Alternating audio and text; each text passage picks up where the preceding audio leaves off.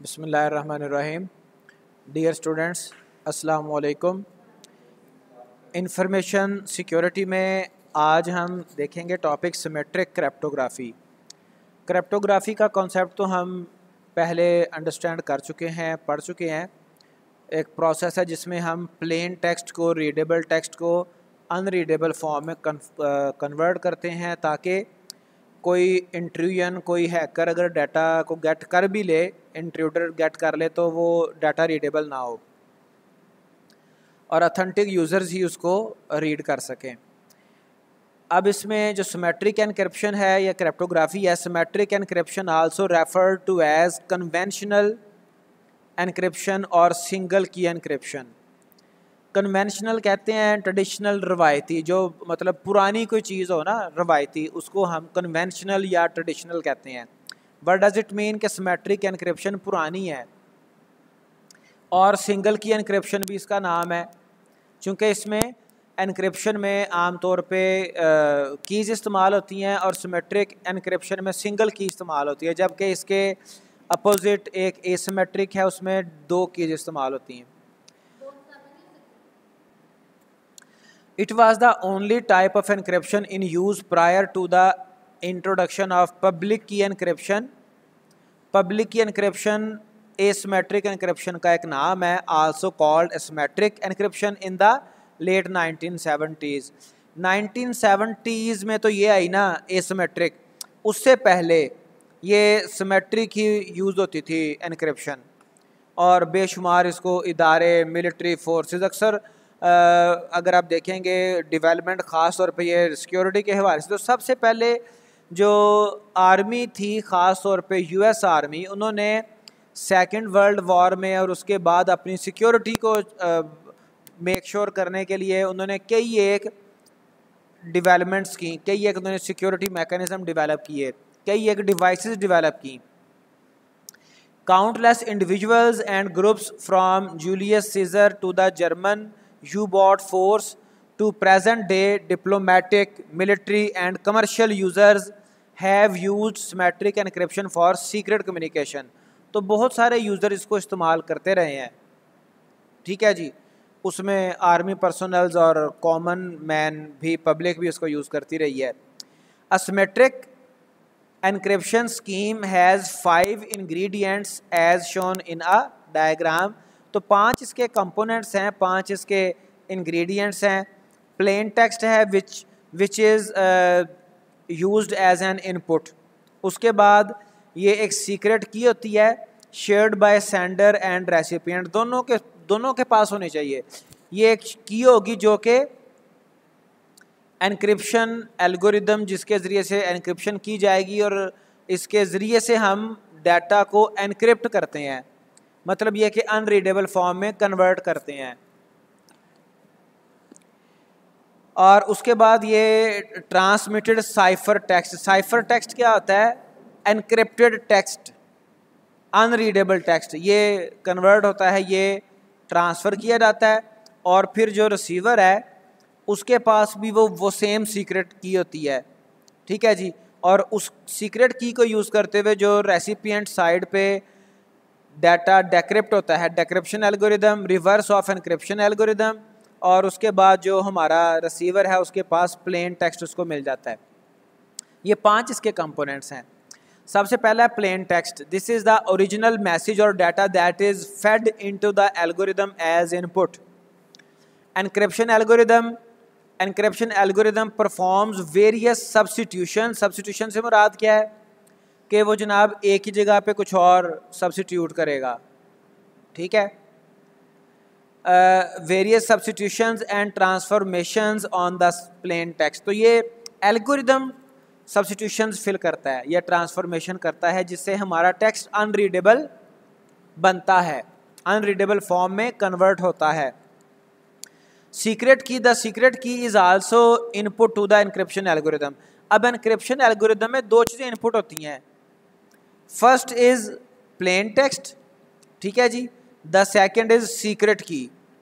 और algorithm secret key base पर work कर रहा होता है।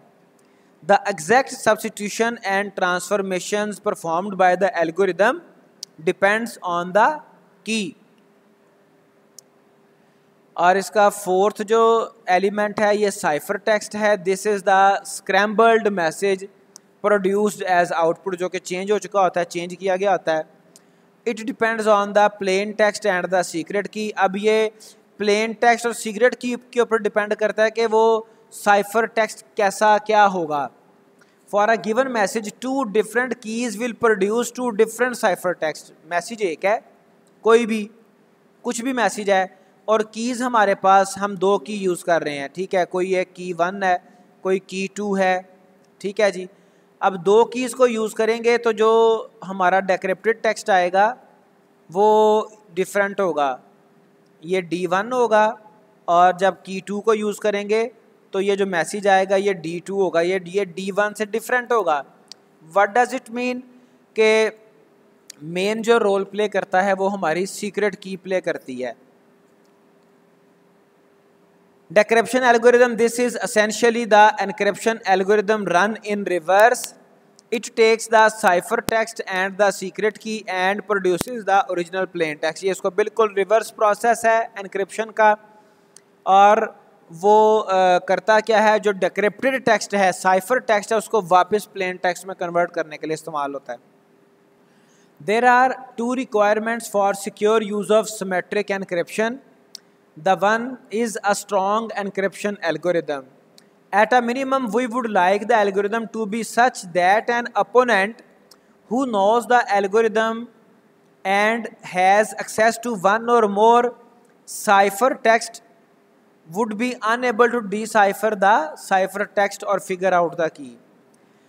अगर किसी को एल्गोरिदम का पता चल भी जाए, उसके पास कोई साइफर टेक्स्ट मौजूद भी हो, तो वो उस साइफर टेक्स्ट को डीसाइफर ना कर सके, उसको प्लेन टेक्स्ट में कन्वर्ट ना कर सके, या उसकी की जो है वो उसको ना फाइंड आउट कर सके, ठीक है जी।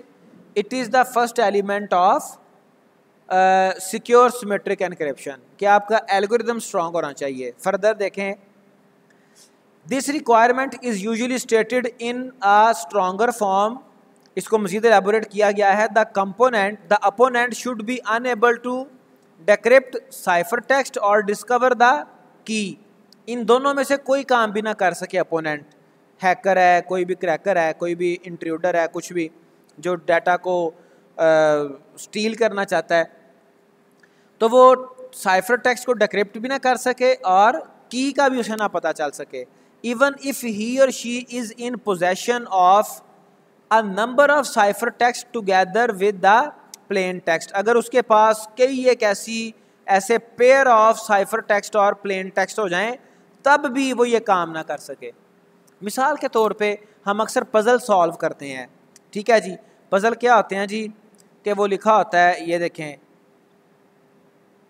और ये इक्वल है, ठीक है, फिर आ गया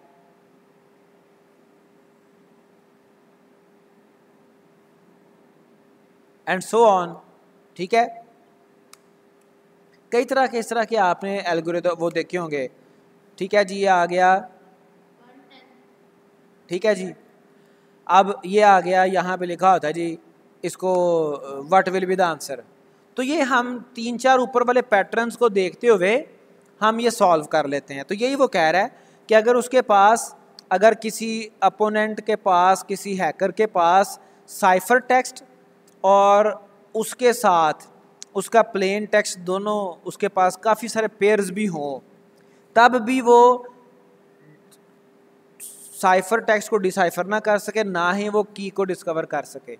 ये पहला इसका पॉइंट है, strong encryption algorithm. Second is sender and receiver both must have copies of secret की। चूंकि ये सिंगल की एल्गोरिदम है, सिमेट्रिक एनक्रिप्शन सिंगल की एल्गोरिदम है, तो जो की है सीक्रेट की वो सेंडर के पास भी होनी चाहिए और रिसीवर के पास भी होनी चाहिए। Sender and receiver must have obtained copies of the secret key in a secure fashion and must keep the key secure. If someone can discover the key, किसी भी तरह से अगर की मिल गई, and knows the algorithm, all communication using this key is readable, वो सारी communication को रीड कर सकता है। There are two general approaches to attacking a symmetric encryption scheme. दो अप्रोचेज हैं। अब सिक्योरिटी के लिए भी उसने दो फैक्टर बताए और अटैक के लिए भी दो फैक्टर बता रहा है। The first attack is known as crypt analysis. ठीक है जी। क्रिप्ट एनालिसिस क्या है? Crypt analytic attack rely on the nature of the algorithm plus perhaps some knowledge of general characteristics of the plain text or even some people or some sample plain text cipher text pair। एक तो algorithm का पता होना चाहिए, फिर plane text और cipher text pair का पता हो। जैसे मैंने आपको ये एग्जांपल दी जिसमें वो दो नंबर्स मल्टीप्लाई होके फिर 3-4 ऐसे आपके पास सैंपल्स थे और उसके बाद आप खुद उसको नया जो पेयर आया उसका आंसर नहीं है, उसको आप डिड्यूस कर सकते हैं, उसको आप फाइंड आउट कर सकते हैं। तो एक तो क्रिप्ट एनालिसिस है। ठीक है जी। This type of attack exploits the characteristics of the algorithm to attempt to deduce a specific plain text और to deduce the key being used. तो वो किसी भी साइफर टेक्स्ट से प्लेन टेक्स्ट डिड्यूस कर लेता है, वहाँ से कंक्लूड कर लेता है, निकाल लेता है, या फिर वो सीक्रेट की को वो डिड्यूस करता है, फाइंड आउट कर लेता है। If the attack succeeds in deducing the key the effect is catastrophic. अगर वो की उसने डिड्यूस कर ली तो यूं समझ लें कि उसके हाथ चाबी लग गई, उसके हाथ तिजोरी की चाबी लग गई। अब वो वहाँ से जितना माल चाहे सारा माल वहाँ से वो निकाल ले, मतलब जो भी कम्युनिकेशन है वो सारी उसको रीड कर सकता है। All future and past messages encrypted with that की आर कंप्रोमाइज्ड। ठीक है जी। वो आपके एट स्टैक हैं, वो फिर गए, वो रीडेबल होंगे। The second method known as the brute force attack. Brute force कहते हैं, इसको मैं एक एग्जांपल से समझाता हूँ। एक तो जो पहला क्रिप्ट एनालिसिस है उसकी मिसाल और इसकी मिसाल मैं आपको बताता हूँ। फ़र्ज़ करें कहीं पे लॉक लगा हुआ है। ठीक है जी। लॉक लगा हुआ है और आपको अगर डुप्लीकेट की मिल जाती है, किसी तरह से आप डुप्लीकेट की गेट कर लेते हो, that is the example of crypt analysis. किसी तरह से की मिल गई तो क्रिप्ट एनालिसिस जो है ना वो। और ये जो ब्रूट फोर्स अटैक है, क्या करेंगे? आप हैमर पकड़ेंगे, कोई और आप टूल्स पकड़ेंगे, इसको आप क्रैक करने की कोशिश करेंगे। ब्रूट फोर्स कहते हैं अपनी ताकत को अप्लाई करना क्रैक करने के लिए, हैक करने के लिए। और ये बड़ा सीधा साधा सा समझ लें कि लंबा प्रोसेस होता है, सीधा साधा प्रोसेस होता है लेकिन लंबा होता है। The second method known as the brute force attack is to try every possible key on a piece of ciphertext until an intelligible translation into plain text is obtained। ये हर पॉसिबिलिटी को use करता है, हर possibility को जो कि possibly जो की हो सकती है उसको ये ट्राई करता है। तो इसमें फिर इम्पैक्ट पड़ेगा the length of the key. अगर की लेंथ छोटी है फिर वो उसके जो पॉसिबल कॉम्बिनेशंस हैं वो कम बनते हैं। अगर लेंथ की लेंथ ज़्यादा है फिर पॉसिबल कॉम्बिनेशन ज़्यादा बनते हैं। एनीवे ये डिटेल में आगे भी चलेगा topic. On average half of all possible keys must be try to achieve success. Sometime आपको फ़र्ज़ करें कि पॉसिबल कीज़ हैं 1024, तो एवरेज आपको कम से कम 512 कीज़ अप्लाई करना पड़ेंगी। हो सकता है किसी दफ़ा आपको पहली 10 कीज़ में ही कोई की लग जाए, फर्स्ट 100 कीज़ में कोई की लग जाए। ठीक है। कभी आपकी एवरेज 512 के करीब जाके आपकी की सक्सेसफुल आपको मिले। सम टाइम ऐसा भी होगा कि वो जनाब आखिर पे जाके लगेगी। आप 1000 ट्राई कर चुके हैं कीज़ और टोटल कॉम्बिनेशन 1024 थे, वो लास्ट 24 में कोई आपको की मिली। एनीवे तो आपको ऑन एवरेज तकरीबन आधी कीज़ ट्राई करना पड़ती हैं।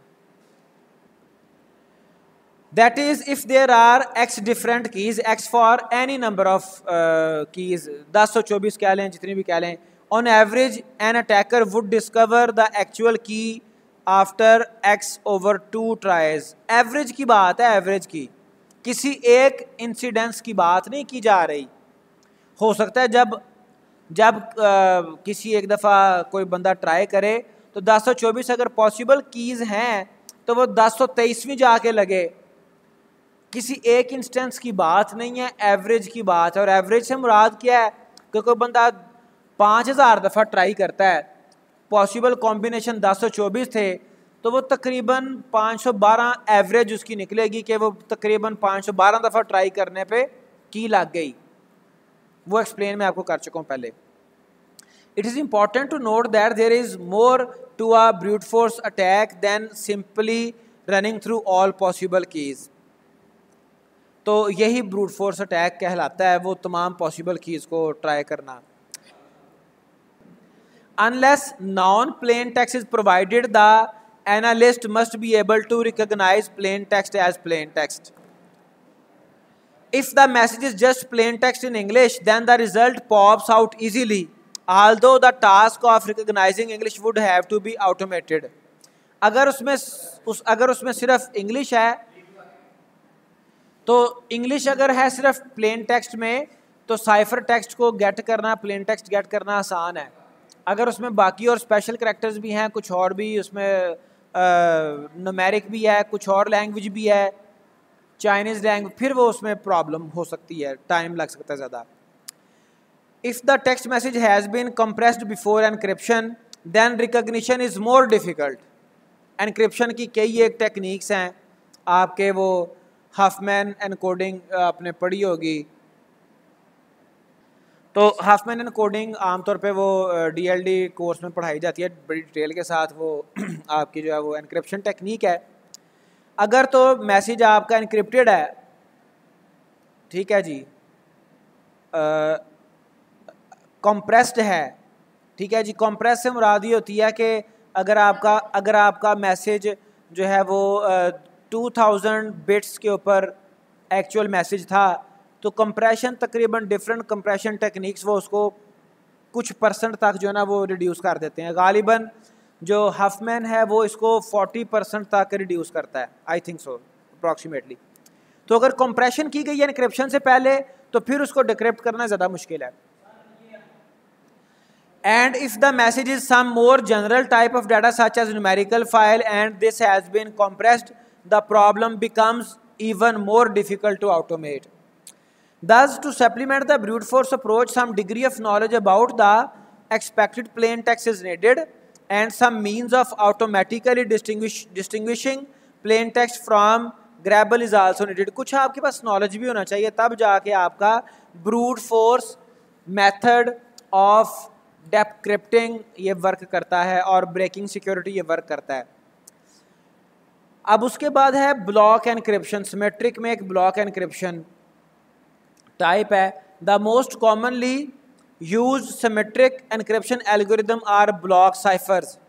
अ block cipher processes the plain text input in fixed size blocks and produces a block of cipher text of equal size for each plane text block. वो जो उसने ब्लॉक बनाए होते हैं टेक्स्ट के, वो प्लेन टेक्स्ट ब्लॉक को block by block cipher text में कन्वर्ट करता है। The algorithm processes longer plain text amount as a series of fixed size block. अगर आपका कोई प्लेन टेक्स्ट ज़्यादा है तो वो उसके फिक्स्ड साइज के ब्लॉक बनाएगा प्लेन टेक्स्ट के, फिर उसको block by block cipher text में कन्वर्ट करेगा। The algorithm processes longer plain text amount as a series of fixed size blocks. चलें, the most important symmetric algorithm all of which are block ciphers are. कौन कौन से हैं? Data encryption standard है DES, और इसके algorithm का नाम DEA है, डाटा इंक्रिप्शन एल्गोरिदम। फिर ट्रिपल DES है, फिर उसके बाद एडवांस्ड एनक्रिप्शन स्टैंडर्ड है। तो ये ब्लॉक एनक्रिप्शन की फेमस जो एल्गोरिदम है वो ये। अब इसमें आप देखें कि यहाँ पर जो हम डिस्कस कर रहे थे, ये हमारे पास DES, ये हमारे पास ट्रिपल DES और ये AES।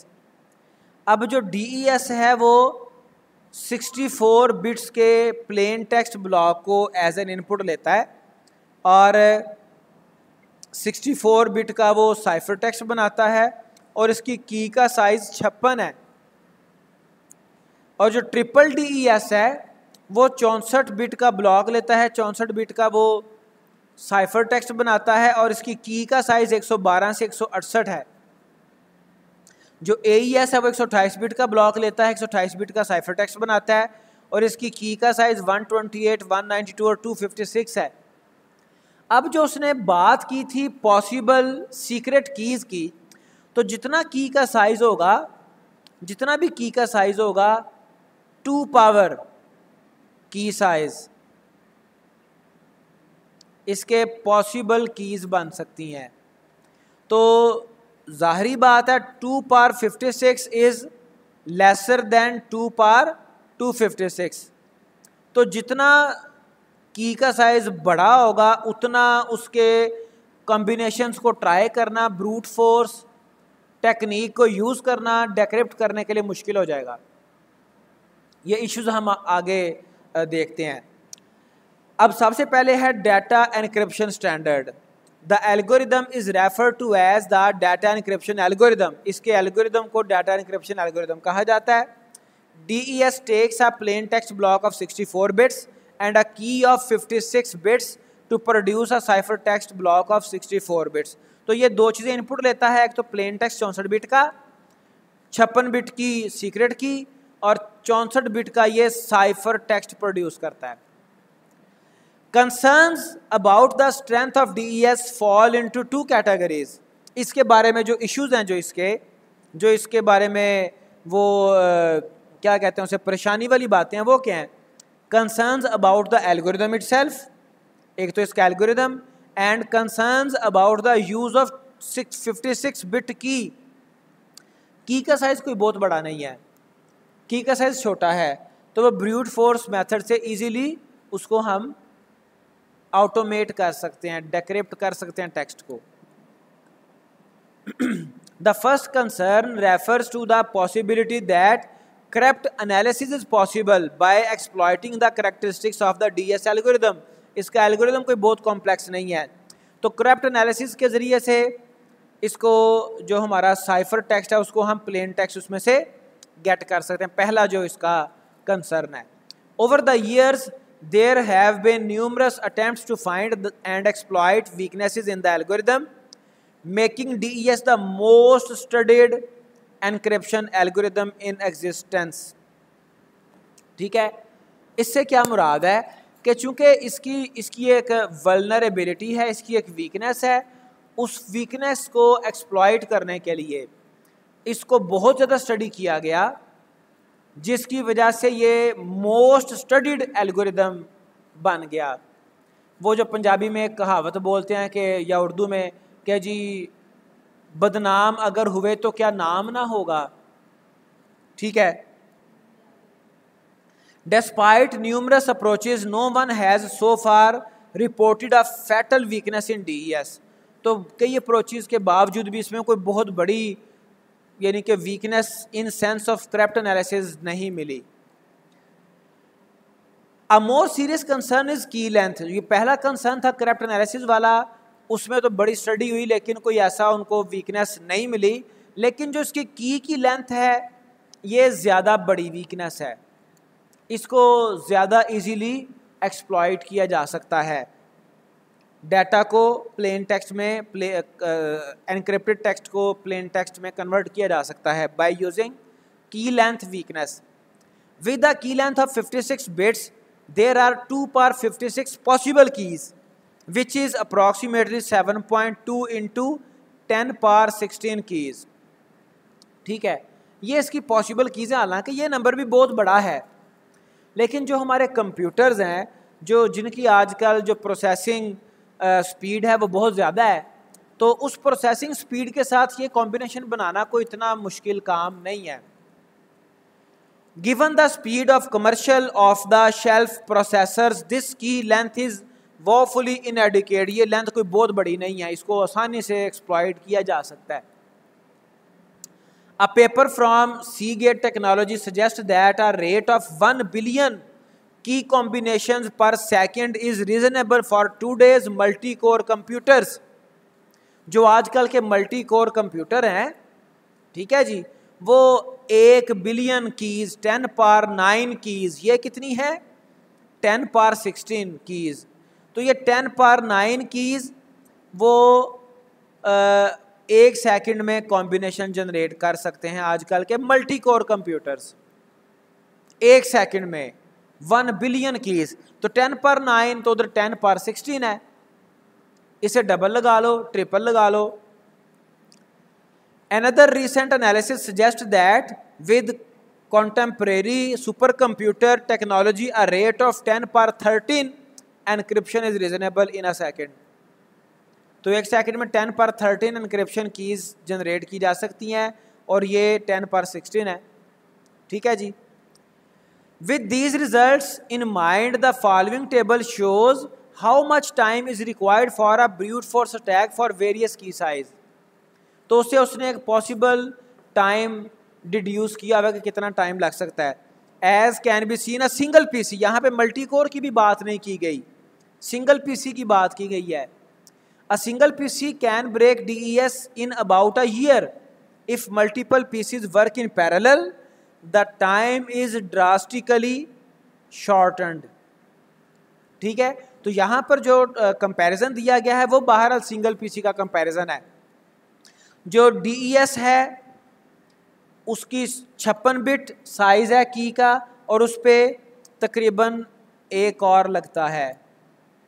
ठीक है, और जो हमारे पास 10 पर 9 वाला कंप्यूटर है मल्टी कोर, उस पर तकरीबन 1.125 ईयर लगता है। ये है 10 पर 13 जो हमारे सुपर कंप्यूटर है, और इसकी नंबर ऑफ ऑल्टरनेट कीज तकरीबन इतनी होगी। तो ये उसने टाइम बता दिया।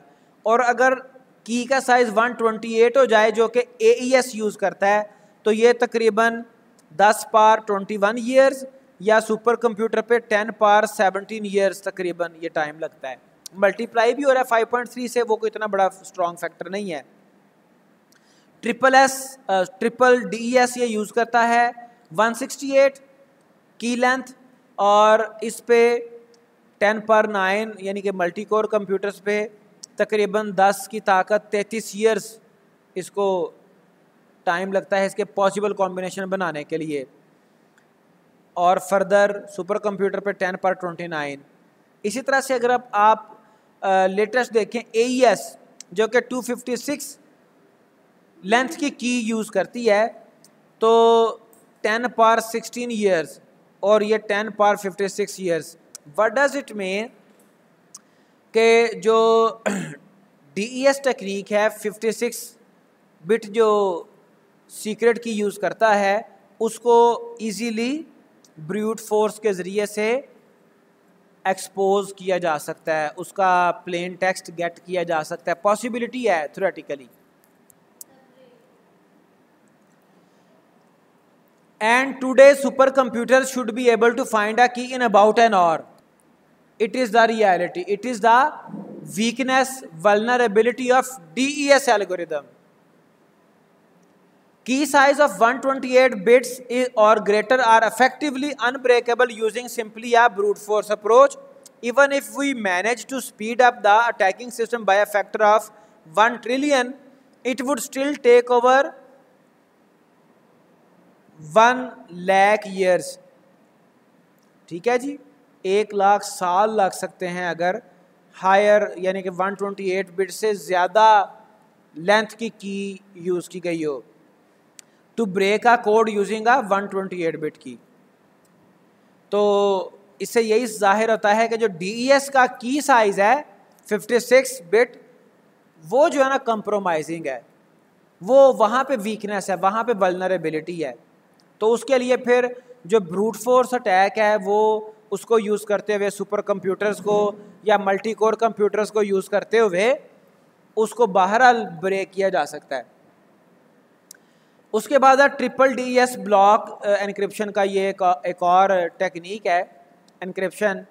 The life of DES was extended by the use of triple DES। तो ये DES की एक्सटेंशन समझ लें, which involves repeating the basic DES algorithm 3 times using either 2 or 3 unique keys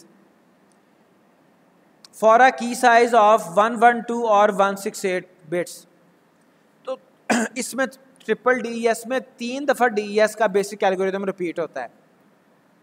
3 DES was first standardized for use in financial applications in ANSI standard X 9.17 in 1985। First time इसको 1985 में financial applications में, financial transaction वाले application में use किया गया था।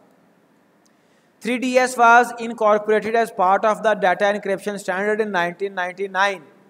तो 1999 में इसको स्टैंडर्ड एक टेक्निक के तौर पे इनकॉर्पोरेट कर लिया गया, समझ लें एक्सेप्ट कर लिया गया। 3DS has two attractions that assure its widespread use over the next few years।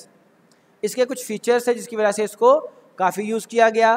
First, with its 168-bit key length, it overcomes the vulnerability to brute force attack of DES। सबसे बड़ा तो यही था ना कि DES की जो की साइज था वो 56 बिट था, और वो ब्रूट फोर्स अटैक अगर किया जाए by using super computers, by using multi core computers, तो उसको आप साइफर टेक्स्ट को ऑटोमेट कर सकते हैं।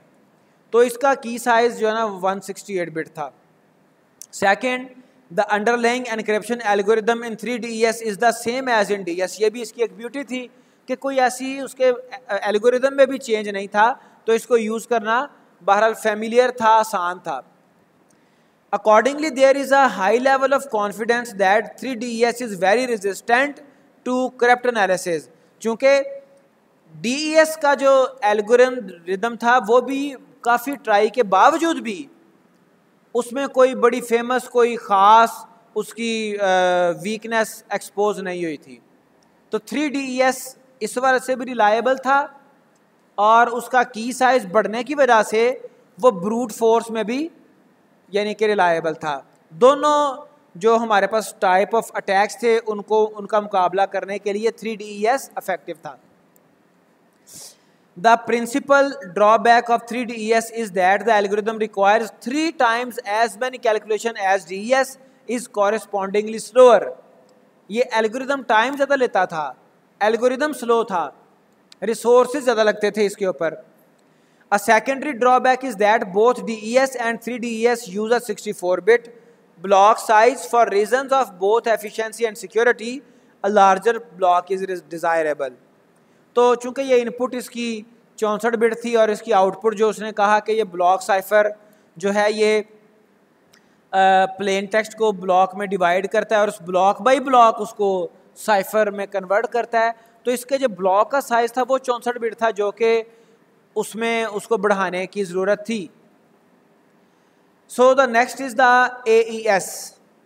यू कैन सी फर्स्ट जो DES था और DES था, इसका प्लेन टेक्स्ट यानी कि इनपुट ब्लॉक साइज और इसका cipher text output block size 64 bit के थे, 64 बिट के दोनों के ही, DES और DES का। लेकिन जो AES है उसका block size, input block size उसका था प्लेन टेक्स्ट ब्लॉक साइज 128 और आउटपुट ब्लॉक साइज भी 128। तो ये AES की एक ब्यूटी है, उसका एक प्लस पॉइंट है। और साथ इसका जो की साइज है वो भी 256, जो कि ब्रूट फोर्स के अगेंस्ट भी ज़्यादा, मतलब ये कि वो अथेंटिक वे में यूज़ किया जा सकता था।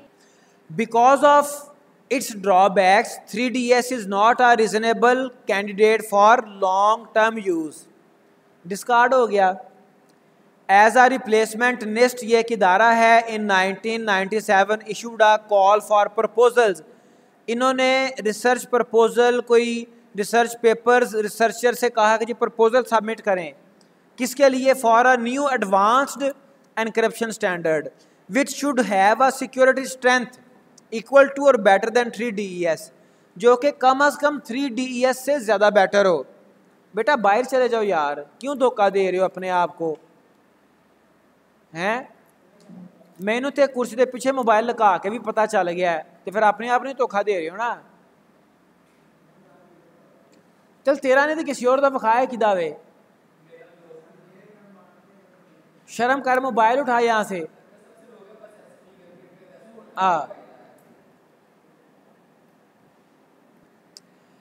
तो NIST ने प्रपोजल्स मांगे कि जी इसको कम अज़ कम 3DS से बेटर जो है ना वो एल्गोरिदम प्रपोज करें, which should have a security strength equal to और better than 3DS and significantly improved efficiency. Efficient भी हो, क्योंकि 3DS इतना एफिशिएंट नहीं था, स्लो था। सिक्योरिटी नए जो प्रपोजल्स मांगे नए एल्गोरिदम्स के लिए, उसकी सिक्योरिटी 3DS से बेटर हो, कम अज़ कम उसके इक्वल हो, लेकिन एफिशिएंट ज़्यादा हो। In addition to these general requirements, NIST specified that AES must be a symmetric block cipher with a block length of 128 bits and support for key length of 128, 192 and 256 bits. तो यहाँ पर वो जो नए algorithms आए वो अच्छे की लेंथ वाले मिल गए. Evaluation criteria included security, computational efficiency. इसको नए एल्गोरिदम्स को एवेल्यूएट करने के लिए जो की मीट्रिक्स थे, जो पैमाने सेट किए गए, वो सिक्योरिटी था और एफिशिएंसी था, मेमोरी रिक्वायरमेंट थी, हार्डवेयर एंड सॉफ्टवेयर सूटेबिलिटी थी एंड फ्लेक्सिबिलिटी. इन पैरामीटर्स के ऊपर उन नए एल्गोरिदम्स को जज किया गया. In a first round of evaluation 15 proposed algorithms were accepted. पहले राउंड में 15 कैंडिडेट एल्गोरिदम्स आए. A second round narrowed the field to 5 algorithm. फिर सेकंड राउंड में 15 में से 10 डिस्कार्ड कर दिए कि 5 नैरो डाउन हो गए. NIST completes its evaluation process and published a final standard FIPS PUB 197 in November of 2001. ये चूँकि इसका वो प्रपोजल जिस रेफरेंस के तहत कॉल की गई उसका नाम है, तो फाइनल उन्होंने अपनी रिसर्च को पब्लिश किया. NIST selected Rijndael as the proposed AES algorithm. तो ये AES algorithm as a proposed algorithm publish हुआ जो कि मोस्ट सूटेबल था, राइट जिसमें बता दिया कि 256 लेंथ तक की यूज़ होती है. उसका जो ब्लॉक है वो भी 128 बिट का है प्लेन टेक्स्ट का, और 128 बिट का ब्लॉक है उसका साइफर टेक्स्ट, और की मैक्सिमम की जो है वो अप टू 256 बिट यूज़ की जा सकती है.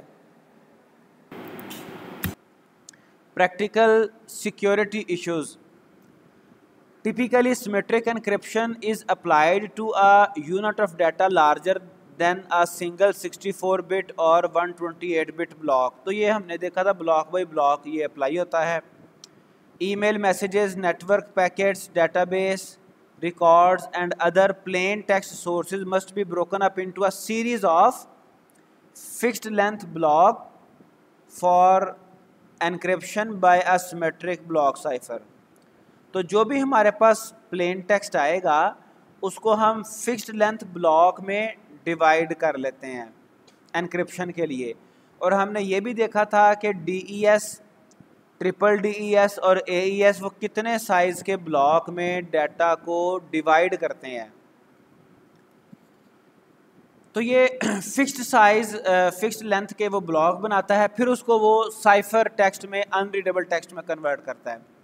The simplest approach to multiple block encryption is known as electronic code ECB mode. तो इस अप्रोच को हम जो मल्टीपल ब्लॉक बनाए जाते हैं इसको हम ECB कहते हैं, electronic code book mode, in which plane text is handled B bits at a time and each block of plain text is encrypted using the same key. तो वो डिफरेंट बिट्स को हैंडल करता है और same की के साथ उनको एनक्रिप्ट कर देता है. Typical B is equal to 64 और B is equal to 128. Different हमारे पास जो टेक्निक्स हैं जैसे DES, ट्रिपल DES, AES, उसमें डिफरेंट साइज़ के ब्लॉक्स चल रहे होते हैं. 256 तक जाता है ब्लॉक साइज़. AES में 256 का ब्लॉक साइज़ भी आता है. तो ये अब देखें इसकी प्रैक्टिकली जो डायग्राम में रिप्रेजेंट किया गया, तो ये हमारे पास ब्लॉक है, इसको एनक्रिप्ट करता है, ठीक है, और ये इसकी साइफर टेक्स्ट आ गया, और उसके बाद अगला ब्लॉक, उसके बाद अगला ब्लॉक, डिफरेंट हमारे पास ब्लॉक हो गए P1, P2, PN and so on. और उसको ब्लॉक बाय ब्लॉक एनक्रिप्ट करता जाएगा, ठीक है, बाय यूजिंग की को यूज़ करते हुए एनक्रिप्ट करेगा, और फिर उसका साइफर टेक्स्ट बनता जाएगा C1, C2, CN. ठीक है जी. यहाँ पे बुक पे मिस्टेकनली PN लिखा हुआ है, एनीवे CN. और उसके बाद जो इसका रिवर्स प्रोसेस है डिक्रिप्शन का, उसमें C1, C2, CN जो साइफर टेक्स्ट है वो एज एन इनपुट लेगा, उसके ऊपर की अप्लाई करेगा और की ये उसका रिवर्स एल्गोरिदम चलता है। डेक्रिप्ट करने के बाद ये P1 P2 Pn जो उसका ओरिजिनल टेक्स्ट था, प्लेन टेक्स्ट, वो गेट कर लेता है।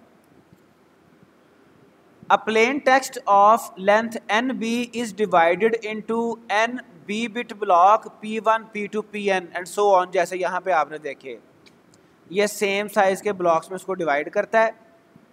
Each block is encrypted using the same algorithm and the same encryption key to produce a sequence of n bit block of ciphertext C1 C2 Cn, और उसके बाद उसका reverse. For lengthy messages the ECB mode में not be secure. A corrupt analyst may be able to exploit regularities in the plain text to ease the task of decryption। corrupt analyst वो होता है जो कि corrupt analysis कर रहा होता है, जैसे हैकिंग करने वाला हैकर। वो इस मैसेज की जो उसके डिफरेंट ब्लॉक बनते हैं उसकी रेगुलरिटीज़ को, पैटर्न्स को देखते हुए डिक्रिप्शन करना उसके लिए आसान होता है। कल भी हमने ये देखा था कि जो हमारे पास प्लेन टेक्स्ट और उसके साइफर टेक्स्ट का नॉलेज है वो करप्ट एनालिस्ट के पास होना चाहिए, वो स्किल्स उसके पास होने चाहिए। For example, if it is non that the message always starts out with certain pre defined fields, then the corrupt analyst may have a number of non-plain text ciphertext pairs to work with. To increase the security of symmetric block encryption for large sequences of data, especially when there is a large message, big message, then a number of alternative techniques have been developed called modes of operation. तो बेशुमार techniques उसकी develop की गई थी। These modes overcome the weakness of ECB. These modes overcome the weaknesses of ECB. Each mode has its own particular advantages. To increase the security of symmetric block encryption for large sequences of data, a number of alternative techniques. Now the next is stream cipher. A block cipher processes the input one block of elements at a time, producing an output block for each input block. A stream cipher, block cipher में क्या होता था, एक block को लेता है, उसके ऊपर एल्गोरिदम लगाता है, की को यूज़ करते हुए उसको डिसाइफर कर दिया, उसको साइफर कर दिया, साइफर टेक्स्ट बना दिया।